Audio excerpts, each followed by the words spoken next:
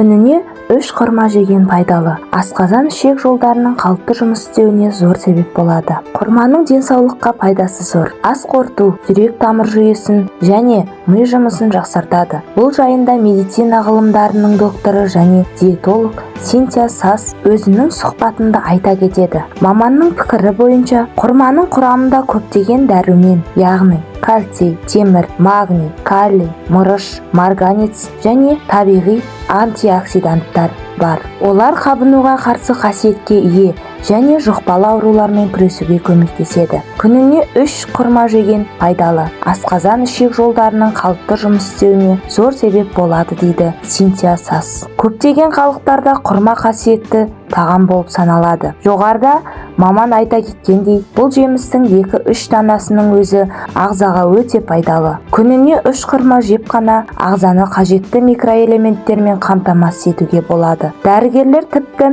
тәтті әрі зиянды кәмпиттерді құрмамен алмастыруға кеңес береді. Құрма адамның асқа деген тәбетін арттырып, жұмысқа деген қабілетін жақсартады. Жүрек ауруы түрлерінің алдын алады. Холестеринді, қандағы қантты реттейді. Құрма көздің көру қабілетін жақсартады. Тіпті сәбізден де пайдалы. Себебі құрамында А дәруменінің мөлшері көп. Егер өзіңізді сергек әрі қуатты сезінгіңіз келсе, құрма жеп тұрыңыз. Бар болған 3 құрма жеңіз. Бір күнге жетерлік энергия аласыз.